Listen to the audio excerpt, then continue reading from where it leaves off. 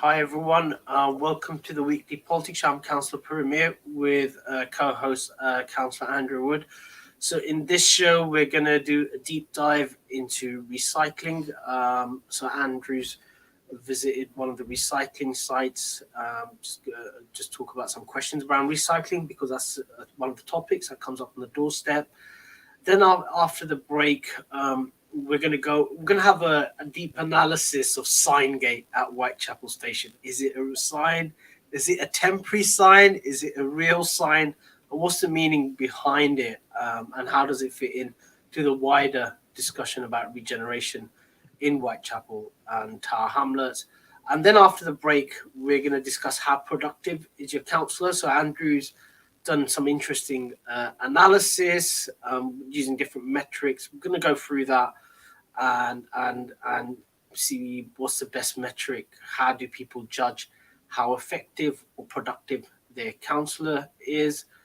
And finally, in the final section, we're going to do an election campaign roundup. So there's been two recent launches. You've had Lib Dems with Rabina, Whatley Market, and then Whitechapel had its own sort of like a version of Netflix, Ertugrul Resurrection.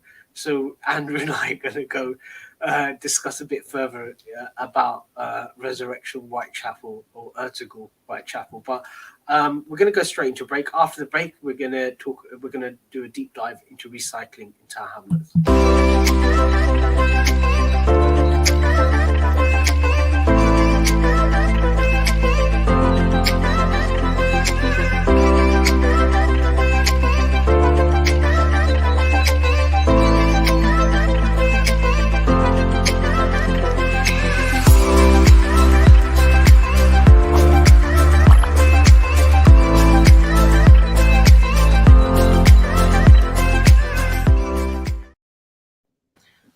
Hi everyone, welcome back to the weekly politics show. I'm Councillor Puru Miah with co-host Councillor Andrew Wood. So in this section, we're going to talk about recycling in Tower Hamlets. Andrew, along with Councillor Peter Gold, did a deep dive into recycling. You can see it on his Twitter feed. So just to give a background, Andrew, is it correct that Tower Hamlets has one of the worst out of all London boroughs in terms of recycling? Is that correct? So in 2020, 2021, we had the lowest recycling rate of any London authority at 19.5%. Normally, Newham are worse than us. They've always been worse than us, but no, we beat them to it to be worst. And also second worst in the country in terms of the recycling rate. Wow. It's been sort of like a topic of discussion. I know it always comes up on the doorstep. There was this big issue about recycling bags in idea stores, and the council were asking people to come with ID or something like that, etc. And you always get questions from residents: where can I get recycling bags? Some people tell them just go Sainsbury's or Tesco's, get clear bags, but I don't think that's helpful. But you've actually sort of like did a dig around to see where the recycling waste goes. You actually visited the centre by Waters, is that correct? Yeah, so yesterday, myself and Councillor Peter Golds went and did a tour of a big facility that's actually just across the border in Newham, but it's behind Bow Secondary School on 12 Trees Crescent, just across the River Lee. So from there you can see Canary Wharf, for example, and that's where all of our recycling is taken. So organic food waste, that goes somewhere else. General waste, it gets shipped off by barge. But anything you put in a recycling bin will basically end up at this facility. So we asked, some time ago to do a tour, and it wasn't possible because of COVID. So finally we were able to do it yesterday.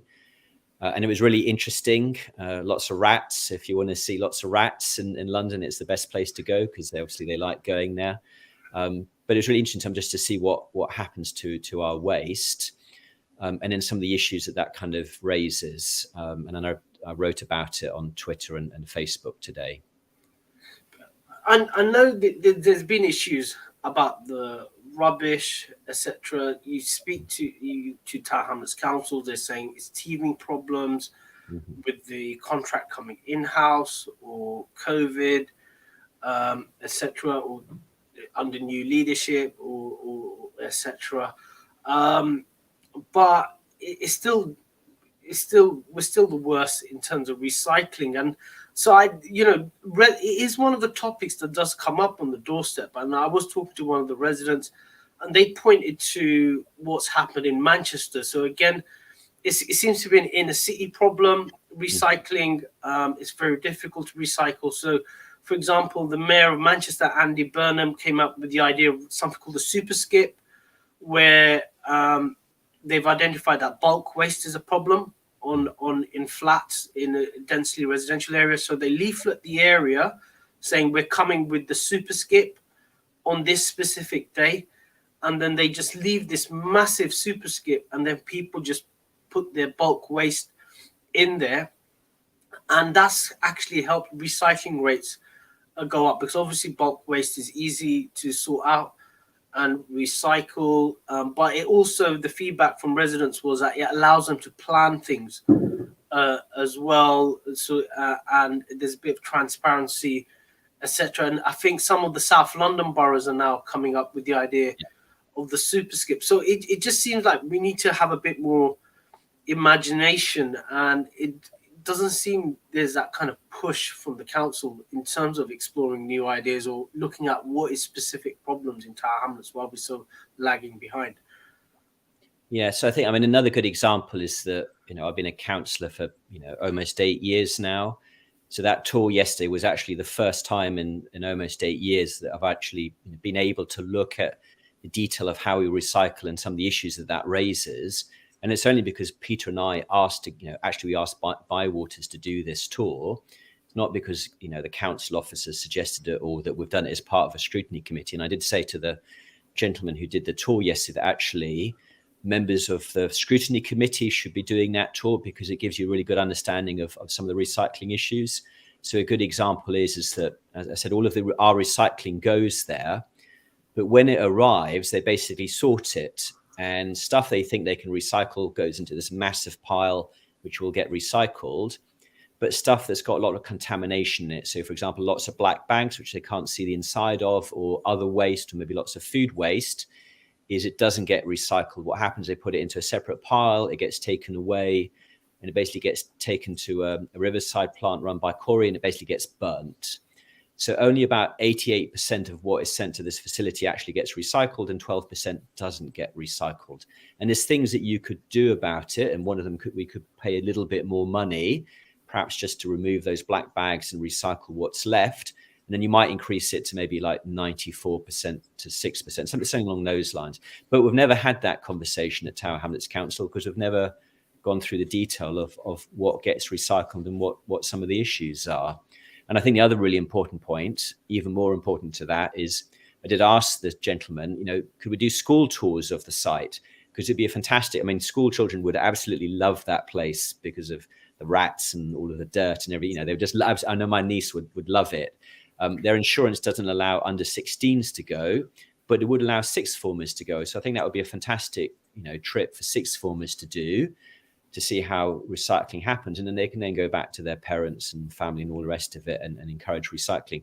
And the other thing is I wasn't allowed to take pictures yesterday, but I think a video of how it all works, I think that would improve recycling, because people would actually then see, oh, it is being recycled. Oh yeah, and there's the glass and there's the metal and there's the paper, and and actually, yes, it is all being used for something else. So I also put which I didn't have it to hand, but like my toilet roll is recycled newspaper. So my toilet paper is thanks to all of you recycling. And the more we recycle, there's lots of financial and other reasons why it's good for us to do that. Yeah, it seems kind of weird, because every year we declare a climate emergency. It's like I think an emergency is once in a lifetime, but yeah, I think every year it's like a ritual. There's a climate emergency declared at the council, but recycling is not. I haven't come across. It's not the issue that it's not the topic in the town hall. I think it's more like banners and flags kind of discussion, and we'll talk about that. But it is really important. And I came across this interesting history video about American cities. So I think Minneapolis has this real radical, local government has this real radical history, but they went on what's it called, waste, rubbish collection and recycling, and got that right. And that was sort of like the mechanism to actually look at how to change the way a whole city, American city, operates, and sort of like go with radical ideas. So it is an important issue, but I just find it frustrating that the political leadership don't see it for what it is. It's an opportunity to actually improve the quality of life, but actually talk about other issues as well, as a sort of like a way into sort of like actually radically changing Tower Hamlets for the better. But it's just discussed as an afterthought. Yeah, because I mean, there are, another example is where my father used to live in Essex. I think it was once a year, he got this little booklet delivered, and it basically described what you recycle, how you recycle, your collection days, and all the rest of it. So it was absolutely clear, how you recycle and where you go to recycle. I don't think we really do that in Tower Hamlets. I mean, somebody did send me a picture that they've got a little poster in their sort of rubbish room. But other than that, there's very little information out there about what to recycle. And I think that's another missing bit. So another thing I learned yesterday, I never really thought of before, but it's actually really important that your bins, the big bins and little bins, actually the lids work. Because if your lids don't work and it all gets wet, then you can't really recycle the paper and the cardboard because it's all stuck together. So actually, it's really important for Tower Hamlets Council to make sure all of the lids of all of these bins actually work, because actually that means more recycling, and actually it also saves money in the long run as well. And again, that's another issue that we've never talked about. I think there's issue about the regularity of the service as well. And you talk to most people and they want to recycle, but when they have a bad experience engaging with the council, for example, bulk waste, you sort of like do the right thing, you ring up asking for it to be picked up, and it's delay after delay. And then you kind of like, this is someone talking to me honestly, he goes, what's the point? You just quietly just put it out in the middle of the night. You do the right thing and you get penalized. And I think it's just getting that basic thing right. It's just, we don't seem to, we talk about all these big ideas in the town hall, but we just can't get the basic things right. And I think we just need to concentrate on those things. Yes, I mean, another issue that's coming down the line for us is, so the government have said is that from next April 2023, is each home has to be able to recycle its food. And currently in Tower Hamlets, the only people who can recycle food waste are people who live in individual houses. There's not that many of them. But if you live in an apartment, you can't recycle your food. I know there's a trial underway in Bow right now, but in about a year's time is that, I don't know how they're going to do it yet, is we're going to have to be able to recycle food waste for everybody. And that's another huge change. So you've got a service that's already struggling just to do the basics today, and a year's time has got a major increase. I mean, that will be a good thing, because that will push up the recycling rate. Because I think one of the reasons why we're the lowest in London is not just because we have lots of apartments, but I think we also have very low rates of food waste collection, because I think other London authorities are ahead of us on that, and therefore they're collecting more food waste, which is not going into general waste. So that will be a big change, and I'm still a little bit unclear as how we're going to do that in the next year. Yeah, it just seems we just need to push it up. I know residents want to push it up in the political agenda, but frustratingly, it's not being pushed up. And if we do get it right, then it does improve the quality of life, and you're actually having an impact on the environment, more of an impact than, say, low traffic neighborhoods. But that's another topic where we've spent millions of pounds. But it's something to watch out for. Andrew, in terms of your mayoral campaign, are you putting any new ideas in terms of recycling? Yeah, so what I sort of said is, one of the things I'd really like to do if I was elected, or whoever the next mayor is should do, is I think part of the problem is the removal of pink bags from apartments and also the lack of knowledge. So what I'd like to do is maybe not for the whole of Tower Hamlets, but certainly for a large section, is for 1 year deliver pink bags to every single home, including apartments, and also a leaflet like what my father used to get in Essex of saying, this is how you recycle, this is what you do it, these are the days of your collection, this is where you recycle other things, and then see what happens over the course of that year, and then compare that area to the other areas where we do things kind of normally, and see whether actually pink bags was the issue or not. And I think a big education campaign as well. So I'd love to have done a video of what I saw yesterday.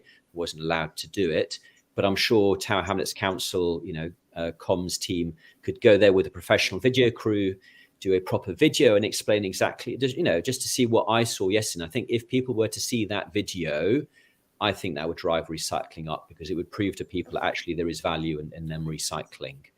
The schools thing I talked about earlier, and there's a bunch of other things that could be done. Cool. Well, it is a topic on the doorstep, and it'd be interesting to see if any of it comes up in the hustings or in a major way in this election campaign.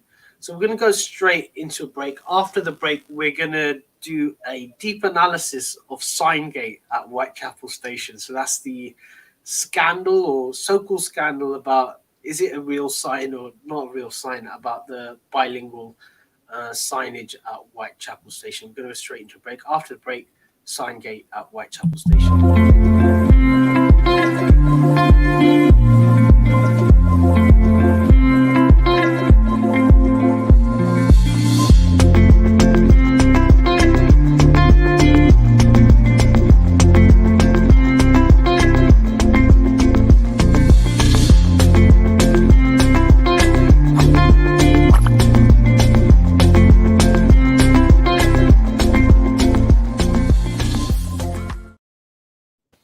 Hi everyone, welcome back to the Weekly Politics Show. I'm Councillor Puru Miah with co-host Councillor Andrew Wood. So in this section, we're going to discuss Signgate at Whitechapel Station. So just to give a background, I think last week it was when, last week when the mayor and the chosen few, let's just put it that way, neither me, I didn't even know about it, were gathered around to unveil the sort of like multilingual signage at Whitechapel Station. So you've got a sign in English with Latin letters, and then you've got a sign in Bangla with a Bengali script.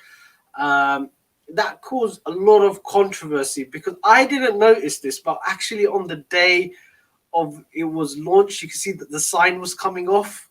So it was peeling off, and I only noticed it a few days afterwards, where a designer on social media questioned why the color's different. He's like, why is the color different? It seems like there's different quality in terms of the sign. And lo and behold, at night time, someone took a picture and there's no lights around it. And then there was I think, Andrew, you did a tweet, and then there was an answer from the council that it's a temporary sign. So Andrew, what do you make of it? Like, why you put up a temporary sign if you're going to put up a permanent sign a few weeks later? So they're putting up the permanent sign at the end of April. So what they've done last week was just put up a temporary sign that will last for approximately 4 weeks.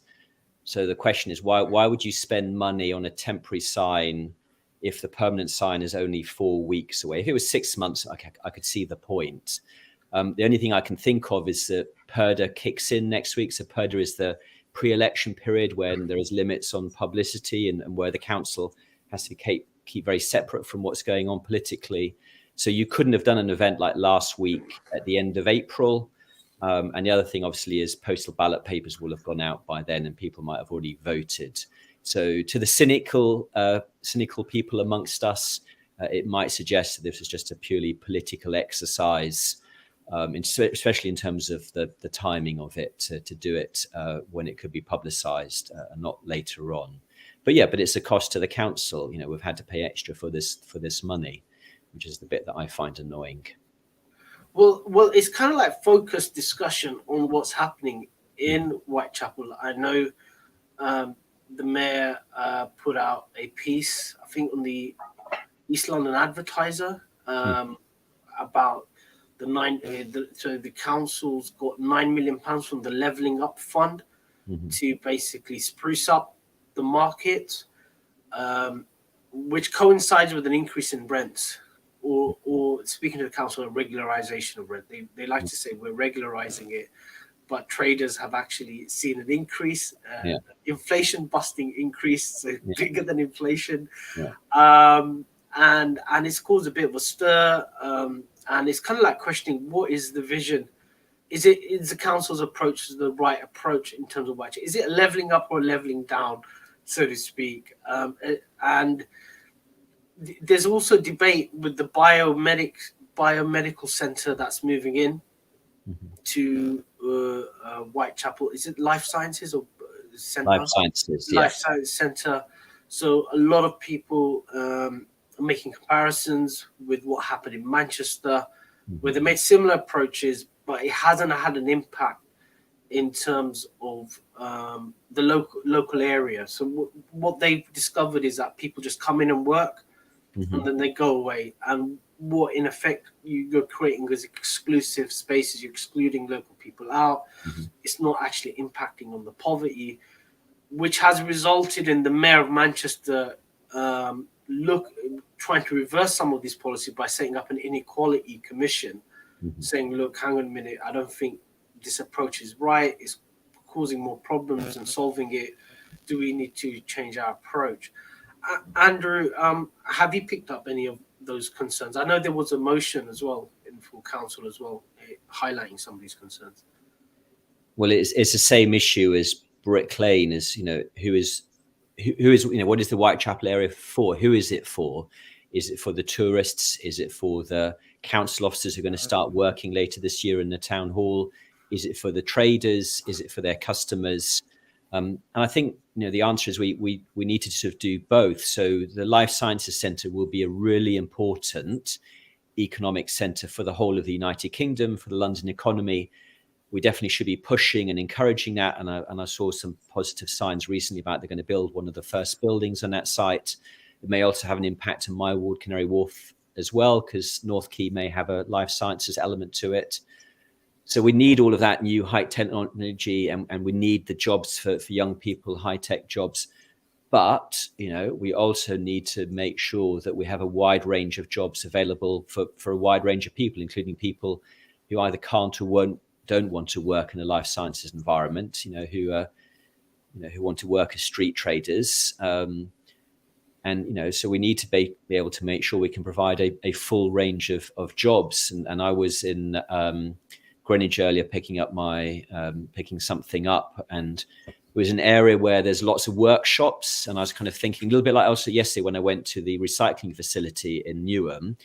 There were lots of kind of factories and workshops in that area, providing lots of employment. And one of my concerns is that I could see it one day, developers coming in, knocking all of those workshops down and building apartments. And the people who live in those apartments would basically predominantly be white-collar workers who work in IT and the banks and all the rest of it. But what would lose would be kind of all of the jobs, the kind of more, semi-skilled manual type jobs that London has provided in the past. And I think that's what the council has to be really careful about. What they do in Whitechapel is that, yes, it does boost our economy, but can still provide that wide range of jobs, and also provide different types of markets for different people. I sort of shopped at Asda today and at Marks and Spencer to buy different things. And again, people will want those different choices. So Whitechapel Market fills a certain function. So we need to make sure that we don't lose that, unless it's natural death that basically, people stop going there because they don't want to buy that stuff anymore. But, street traders will always respond to what their customers want. I think it's a mapping out exercise. I think the council hasn't captured what these markets or what these retail centres or these business centres actually bring. And there was an interesting study that was done by Leeds University on Queen's Market. So there was a similar discussion with Queen's Market, where the proposal was to just knock it down, turn it into sort of like a part of some swanky residential development. And then the Leeds University came and did research, and they found that the market actually adds all these values. There's this added value to the market which can't be replicated. And it actually challenged the council officers, saying, "Look, how are you going to replace that? It's actually there's this certain value." And talking to campaigners, the markets are actually sort of like hubs, so to speak. For example, a lot of asylum seekers, the networks there of support, etc. I didn't know about it, but when I spoke to someone who works with refugees and asylum seekers, they go, "Look, these markets are really important in terms of support." And it's just mapping it out. And there was similar discussion in Islington, where they had this small workshops, which were specialist sound studios, and it was unique of its kind. And because they mapped it out, they kind of like saved it. They kind of said, "Look, it's unique. We can't replicate it. We need to protect it." And the planning policy in the planning department saved it. And it just seems to be that mapping out exercise, and it doesn't seem to be there. Just talking to the deputy mayor who's in charge of it, he kind of like told me that he expects 10,000 tourists to come every day to shop at Whitechapel Market, which I find kind of strange. I asked him, what about the residents on the Collingwood estate who live behind the market? Where do they go? And it's that kind of discussion. I don't think there hasn't been a mapping exercise to who uses it for what reason, and how you save what is good about it and improve what is not so good, so to speak. There hasn't been that intellectual exercise. Yes, I mean, a good example, I was in Woolwich earlier, and I was walking past this little shop, and there were sort of two men working in a shop that kind of wore the kind of headgear hats that you kind of think might be from Afghanistan. So and they did look like maybe they were from Afghanistan. And I can imagine that was the kind of shop where people coming from Kabul would probably be able to fit in and kind of work, in terms of just the nature of the shop. So I was kind of thinking that, where are the refugees coming into the UK actually working? Do we have a map of where they're working? And I think the answer is we don't have that data. Yeah, so it's just something to think. And I did speak to. I think one good thing about Tower Hamlets is we do have a market strategy, whereas if you look at Newham, they don't. So we're sort of like good in that sense. But speaking to someone who was involved in that market strategy, he does believe that there is a hidden policy to run down all the markets in Tower Hamlets. He thinks that this is just a window dressing, that the secret policy is to run down all the markets, because I think the council see the markets as a historical hangover and really problematic in administering it, and they'd rather if they weren't there, so to speak. That's the kind of impression of council officers at the moment. Well, I mean, the other issue with policies, so actually, to be fair to them, in the Whitechapel market policy document, which is quite a detailed document, there was actually a very good summary at the bottom of it of all of the previous plans and strategies for Whitechapel in the last 10 years. And there were a lot of plans and strategies for Whitechapel, and basically nothing has ever really happened with any of the previous strategies, because what we do a couple of years later is we write a new strategy for the area. And then a couple of years later, we write a new strategy for the area. And what we never actually do is deliver the strategies. And I think that's always been the problem with Tower Hamlets Council. We're really good at producing written documents, not at actually delivering stuff on the ground. Well, it is interesting. It has kicked off a lot of debate. I think debate that wasn't expected by the council leadership. And it will... it'd be interesting to see what happens after the election. I've got a feeling that the Whitechapel market can be another Queen's market, and out of that discussion about Whitechapel market, I think a lot of other discussion, and because it's right near the town hall, it kind of like brings into focus what's at stake, sort of ish. There's sort of like the dichotomy, the two Tower Hamlets coming face to face, so to speak. So it's an interesting area to watch out for during the election, and especially after the election. So we're going to go straight into a break. After the break, Andrew and I are going to discuss how productive is your councillor, or how to measure the productivity. Andrew's come up with some interesting matrix, different ways of looking at it, looking at the different roles of a councillor. And so after the break, we're just going to go into that and then try to figure out how do residents judge how productive or how cost efficient their councillors are. So we're going to go straight into break. After the break, a deep analysis into how productive is your councillor.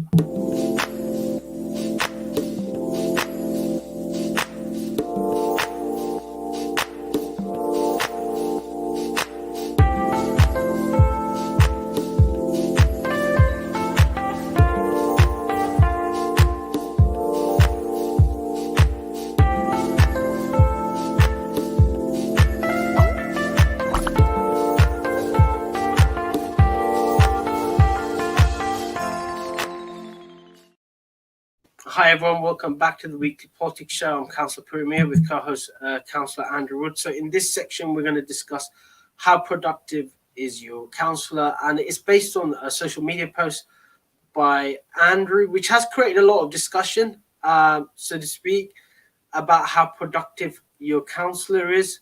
So Andrew's, is that correct, Andrew? You've done three kind of matrix.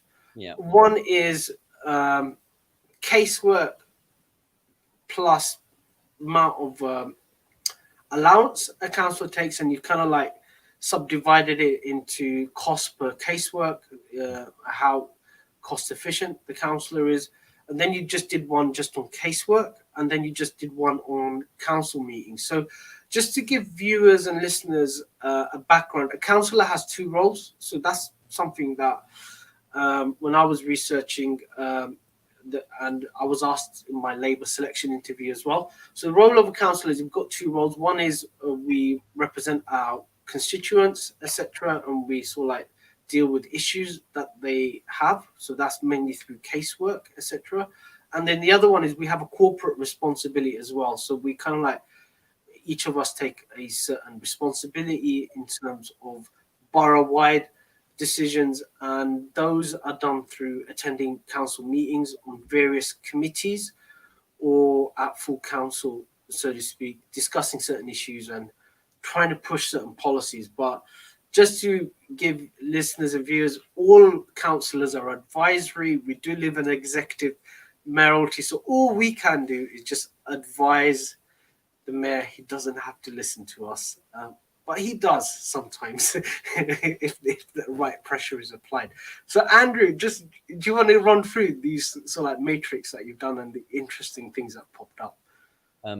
Yeah, so the one where I sort of did the value per councillor, I actually did that last year, but people are kind of re-upping it again. So what I sort of said I'd do is I'd kind of redo the analysis like a year later, because obviously we've got more data. So I've done three things so far. So the first of which is the number of members' inquiries by councillor over the last sort of 3 years and 10 months.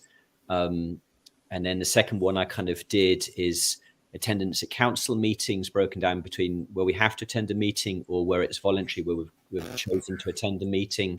And then the third one was basically how much we were paid in the last full year. And then what I will do is a final stage is kind of pull that all together and try and work out the value per councillor, because there are some councillors, and Mark Francis was a good example last year, who are basically very cost effective. They do a lot of work for the amount of money that they're paid, whereas there are other councillors who are not. So the idea is I will redo this analysis only for the people standing again, because like for you, Puru, it's not really that relevant. So it's just focus on the councillor standing again, trying to work out how productive they are.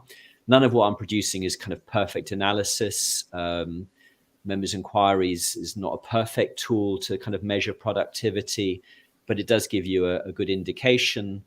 So Rabina Khan and Mark Francis, again, have got really high numbers for a variety of reasons.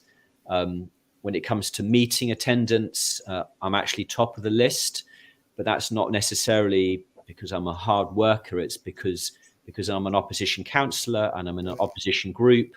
And this is this rule that basically says that every council meeting needs at least one opposition member in it. And with only, 1.3 and now 5 opposition councillors, that basically meant that Peter Golds and I were attending a lot of council meetings. So Peter Golds and I, lead that measurement, but we also lead it in terms of where we were attending meetings voluntarily as well. And what I'm trying to do is kind of pull all of that together to try and give voters some ideas as to how hardworking councillors are. I mean, the other way of measuring it, of course, would be, do you even know who your councillor is? How active are they on social media? So I suspect on that measure, both you and I would rank quite highly, but there are lots of councillors who say very little on social media. And some of them are very good, and some of them are not so good. So the intention of this is basically when people vote on the 5th of May, they've got some idea as to whether or not their councillors are actually value for money or not. It is kind of tough. It is one of the decisions as a councillor, what do you concentrate on? So just to give listeners and viewers, you when you first get elected, you kind of make a decision. What do you want? Do you want to be a really good constituency councillor and tuck yourself in, or do you want to do you feel that your impact is best if you on borough-wide policy? So certain councillors make a beeline towards a town hall and climb the greasy pole, so to speak, and have an impact there. And it is kind of like a difficult decision, and it's a difficult balancing act as well. I prefer the constituency stuff. I think that's fun. I kind of get turned off by the town hall stuff, which is important. But that's my preference, and I think certain councillors, you see that they got different preferences. But then there are issues of certain councillors not doing anything at all, or the perception that they're not doing anything at all. And I think this kind of analysis forces them to speak to their residents to justify what they're actually doing, and it has been quite helpful. And Andrew, have you had any feedback or come back from angry councillors, so to speak? No, but there are a couple of councillors who are definitely at the bottom of the list. And the reason I've done that is not so much because of the top performers like Rubina and Mark or Peter or myself, depending on which way you measure it, but it's really the bottom of the list that I'm focused on, because from a very selfish point of view, that if I am re-elected, I don't want to spend the next 4 years having to do more work, because there are colleagues who are not pulling their weight. There are some really good Labour councillors who've worked really hard, but there are opposition as well as Labour councillors who have not done the work, and that means it's actually really unfair because we have to do more work, but these people are either paid the same as us, or actually in quite a few cases they're paid more than us. So given that is unfair, and for selfish reasons, and also because it's good for Tower Hamlets, I kind of want to make sure that residents actually vote for people who will do the work, and not vote for people who won't do the work. And hopefully that might increase the average quality of the councillors in the next 4 years. Because the other thing I'm concerned about, and it's definitely happened last time, but lots of very experienced councillors are leaving, not just yourself, with now 4 years of experience, but people with 8, 12, 28 years of experience. So one of my concerns about the next 4 years is that we could end up with a very inexperienced group of councillors, and therefore it's really important that we elect good people. It is an issue. I do get a lot of phone calls. So obviously I've got quite a high social media profile, so people pick up. So I had to field a question 2 days ago where a resident from another ward rang me about an issue, and I tried explaining to him. I go, look, you need to go to your local councillor first.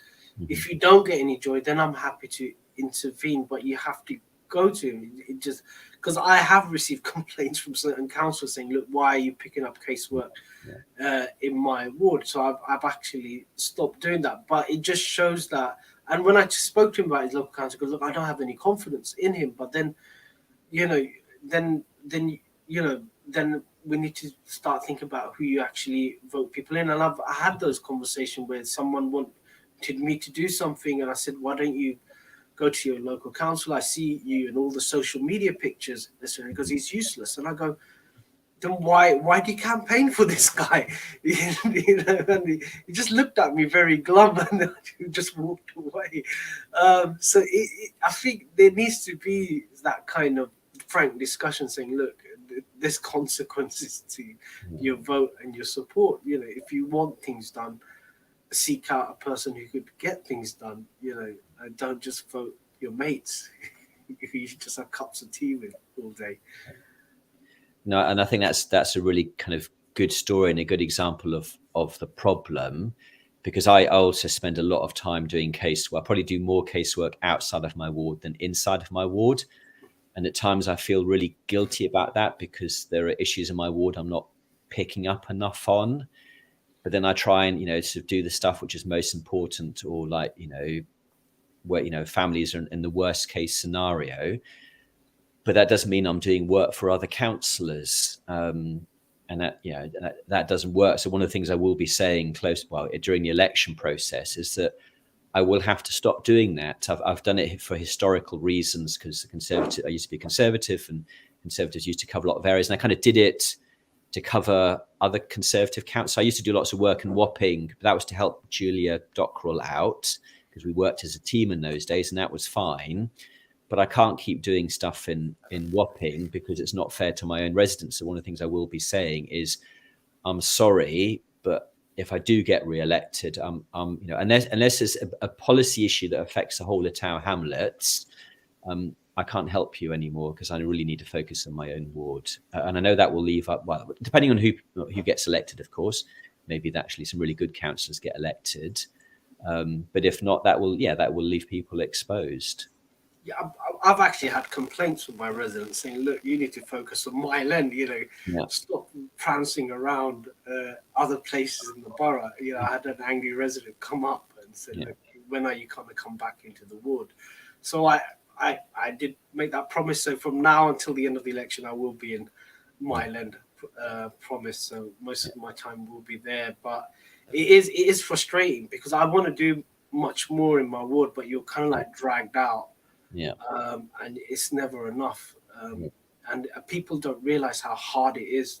It's equivalent of a part-time job. That's the way I see it. If you're going to be a really effective councillor, and it's never enough, believe it or not. Sorry. So the last thing I'm going to say, in terms of the part-time job bit, so some of us are paid. So you and me, for example, we're paid about £11,700 a year, but the deputy mayors are paid about just under £44,000, and cabinet members are paid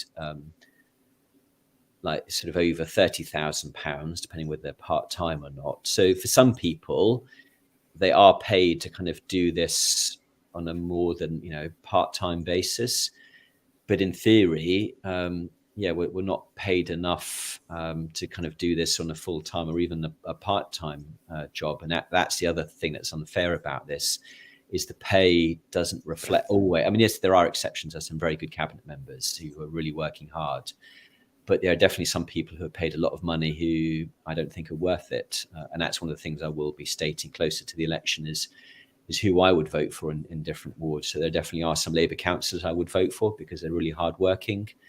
And there are some who are not. It is a discussion, because for me, like, not being full-time actually helps me in my politics become grounded.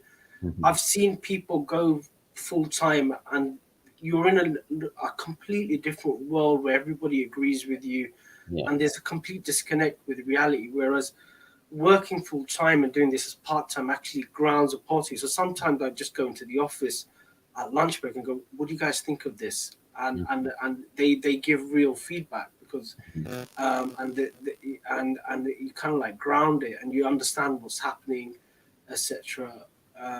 So for me, I think it is that there is a value to it not being a professionalizing being a councillor, but it is a tough balancing act. and it does take a lot of hours. But any more analysis, anything else that you're going to cook up, Andrew? That people so I still have one more piece of analysis to do, which is to pull those 3 bits of information together. So how much were paid, meetings and members' allowances, and kind of pull them together. And I did something like that a year ago, but I'm thinking about how to do it, because last year I just did it based on members' inquiries, and that is very important. But then as the person who attends the most, attends the most meetings, I might try and come up with a formula that kind of, because for me to do a meeting properly is roughly 5 hours of work, both in the meeting and preparation before. And I attend, on average 1 meeting a week, and I've done that for 4 years now. So how do I need to have a think away. Being an accountant, I need to sort of think about how to mathematically model this.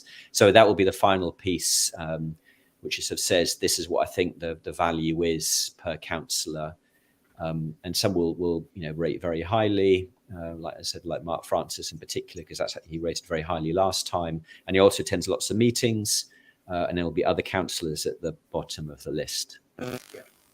Well, look forward to the analysis. So we're going to come up to a break. After the break, we're going to do election campaign update. So we've had 2 launches. One is the Lib Dem launched with the leader of the Lib Dem, Ed Davey, come down to Watney Market.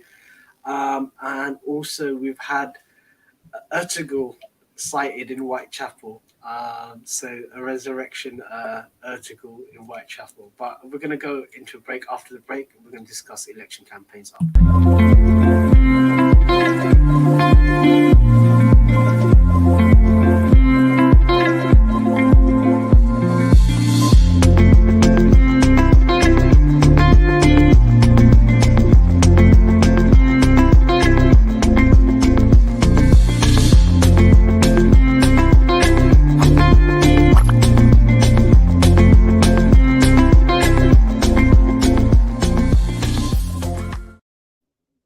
Hi everyone, welcome back to the Weekly Politics Show. I'm Councillor Puru Miah with co-host Councillor Andrew Wood. So in this section, we're going to discuss election campaign update. So just before the show, I was reading the East End Inquirer, Mark Baines. He did a piece on the Lib Dems launch, Rabina in Watney Market in her ward in Shadwell. She launched it with Ed Davey, the leader of the Lib Dems. So seems like the Lib Dems are prioritising Tower Hamlets, pushing behind Rabina's campaign, which seems to be catching a head of wind. I've been following the social media stuff. I don't intervene. It is really nasty. I always tell people, guys, there are no votes in insulting people in WhatsApp. Just go and knock on doors. But it seems to be that there's more and more attacks on Rabina by the Aspire candidates or people supporting them, accusing her of splitting the votes. It's a preferential voting system, so again, it's not first past the post. So I don't understand that argument, but it does seem like she is picking up ahead of wind. And Andrew, did you follow her launch? So I haven't had time to look at the video, but yeah, I saw the Ed Davey and sort of the big crowd in Watney Street Market. So it is a reminder that this time, unlike the previous times, that Rabina is standing with a major national party backing her. And that will be very interesting in terms of what they will bring with it in terms of resources. Because I got the feeling in the past that sometimes Liberal Democrat campaigns in Tower Hamlets were kind of, I wouldn't say isolated, but they were kind of just, funded and run within Tower Hamlets. So it'll be interesting to see how much national resource and the Liberal Democrats put into this, because I do get the impression at the council level that the Liberal Democrats are mainly focusing on Shadwell, which is Rabina's own ward, and then very interestingly to the south, St Catherine's and Wapping, where they're putting a lot of effort in as well. And I can see a lot of logic to that, because actually St Catherine's and Wapping has the highest percentage of graduates of any ward in London. So like 60 to 70%. It's actually higher than the whole of the city of Oxford or Cambridge. And that's a group that Liberal Democrats may do very well with. Certainly at a national level, and we'll see whether they do well at a local level as well. So they have put an impressive candidate. I was quite impressed with him. I'll be honest. When he came and did presented the petition, is it Cllr? Carl The guy Buxton. from Whitechapel. Yeah, no, he was really good. Yeah, Yeah. yeah, So yeah, maybe they're focusing on Whitechapel, but yeah, there was a gentleman, I can't remember his name, but he yeah, spoke. with the beard. Yeah, Yeah. he's coming out on TV shows as well. But Yeah. it. I was talking to one of my Labour colleagues. I'm like, they're putting up some really impressive candidates. Yeah. And he was saying, look, if they come in, you can never get rid of them. You know, they're like, they'll embed themselves in. It's an existential problem. Yeah. And I'm like, competition is really good, isn't it? But I've got a different take on that. I think if your ideas are good, competition is good. It sharpens your ideas and sharpens you. So I think taking my Labour hat off, I think competition is good as a free marketeer temporarily in terms of politics, not in other aspects. But it does seem like a lot of my Labour colleagues are worried about the calibre of the candidates and their campaign, the effective campaigning as well. It seems like they are getting their messages across. One of the interesting thing, I was talking to one of the an Aspire campaigner I bumped into. He was really tipped off that he's getting all these WhatsApp messages from Rabina. It's Rabina that her social media is really, really effective. So it just seemed like she is picking up ahead of wind there. And it seems like people are doubting. Before it was like clear, it was Aspire versus Labour. But more and more people saying, is it really Aspire versus Labour, or is it the Lib Dem versus Labour? So I think it will depend on the ward. So there are some wards where it's definitely Labour versus Aspire. Traditionally, the Conservatives have always been the runners-up in elections in Tower Hamlets. So if as long as there's not a split between, let's say, Lutfer and the Labour Party. So if you ignore that, so before that, traditionally the Conservatives have always been strongest in the southern part of Tower Hamlets, the Riverside wards. Because remember, at one point, the Conservatives had, I think, 10 councillors on the council, have traditionally been the runners-up. And what that has done is that has also helped the loss of Liberal Democrats, because the Liberal Democrats used to run the council. I think their last councillor was between 2010 and 2014. I think we haven't had any in 8 years, except for obviously for Rabina Khan and Andrew Cregan when he sort of moved across temporarily. So I think traditionally the Liberal Democrats have been a declining force, but that may well change. And that will be a good thing, because one of the things that other messages I'll be saying is we need more opposition councillors in Tower Hamlets, whether that's Liberal Democrat or Conservative or Aspire or Labour, depending on who wins the mayoralty. One of the scenarios I was sort of like doing back of the fag packet calculation with a Labour candidate. We're just like doing projections. And one of the projections we came up with is no overall control. That there is a scenario where the council becomes no overall control. And one of the things I'm picking up is everybody sees Aspire as sort of like a one trick pony, that this is the last show, so to speak. Yeah. But they don't see it as a sustainable political vehicle. And I think more and more people are thinking, look, I don't feel comfortable with everything Labour does. And I don't, is the Lib Dems sort of like, you have the Conservatives, but a lot of people given the makeup of Tower Hamlets are not comfortable with the Conservatives. Yeah.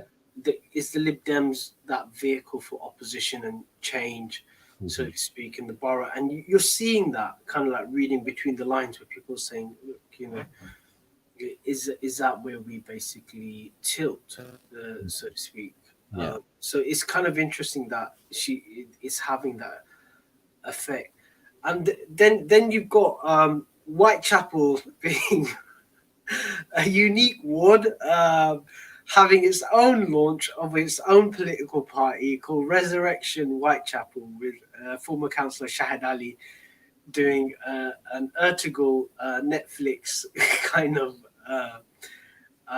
tribute, to the series. So Ertugrul is this popular Turkish series on Netflix about a dramatization, so to speak, of the founder of one of the founders of the Ottoman dynasty, this Turkish hero Ertugrul, which has no bearings on history, by the way, but it is really popular all around the world, and I think Shahid Ali's picked up on that, which I think is positive, Andrew, in the sense that it's engaging a lot of young people, because I haven't seen anything that out to engage local young people. And briefly looking at what Shahid Ali wrote, he did say that he wants to engage young people.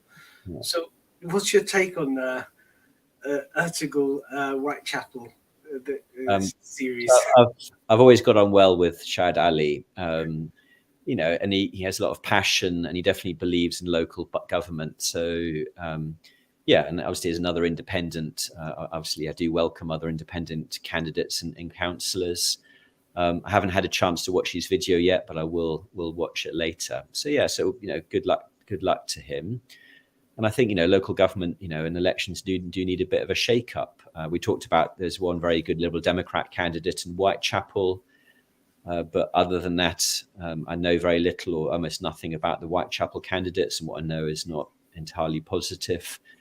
So yeah, I think he could have an impact in Whitechapel, because I have done some casework like you as well in Whitechapel ward, so near the Chinese embassy.